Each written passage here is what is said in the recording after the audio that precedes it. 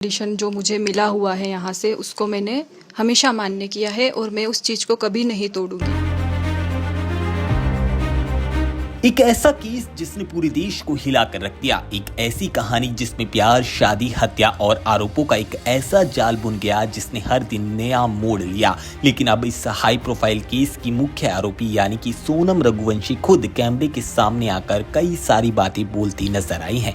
दरअसल लंबे समय से सोशल मीडिया पर तरह तरह की बातें चल रही हैं। कोई कह रहा है कि सोनम शिलोंग छोड़कर भागने वाली हैं, तो कोई नए दावे कर रहा है। लेकिन इन सब के बीच सोनम ने सीधा जनता से अपील की है और कहा है कि उनके बारे में जो बातें फैलाई जा रही हैं वो सच नहीं है। दरअसल राजा रघुवंशी मर्डर केस एक बार फिर से इंटरनेट पर खूब तूल पकड़ रहा है। इस मामले के आरोपी सोनम रघुवंशी हाल ही में ही शिलोंग कोर्ट में पेश हुई थी। कोर्ट से बाहर निकलकर उन्होंने मीडिया के साथ बातचीत की और अपना रिएक्शन दिया। सोनम ने साफ कहा कि मामला अभी कोर्ट में है, इसलिए वो इस पूरे मामले के तथ्यों पर बात नहीं करना चाहती। लेकिन उन्होंने एक बात जरूर कही और उन्होंने कहा कि उनके बारे में जो अफवाहें फैलाई जा रही हैं, लोग उन पर बिल्कुल भी भरोसा ना करें। पिछले कुछ दिनों से खबरें चल रही हैं कि सोनम शिलोंग छोड़कर इंदौर लौटने की तैयारी कर रही हैं। इस सवाल पर सोनम ने कहा कि उनका ऐसा कोई भी इरादा नहीं है और उनका कहना है कि जब तक केस की सुनवाई पूरी नहीं हो जाती वो शिलोंग में ही रहेंगे। सोनम ने यह भी दावा किया कि कोर्ट ने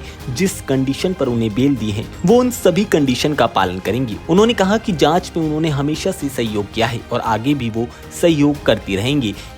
इस दौरान मामला और ज्यादा सुर्खियों में आ गया जब राजा रघुवंशी के भाई यानी कि विपिन रघुवंशी ने आरोप लगाया कि सोनम के वकील यानी कि संदीप राणा उन्हें नेपाल भगाने में मदद कर रहे हैं। दरअसल संदीप ने भी इस पूरे मामले पर रिएक्शन दिया है और इन आरोपों को सिरे से खारिज कर दिया है। उनका कहना है कि ये दावा पूरी तरह से गलत है और बिना किसी सबूत के लगाया गया आरोप है।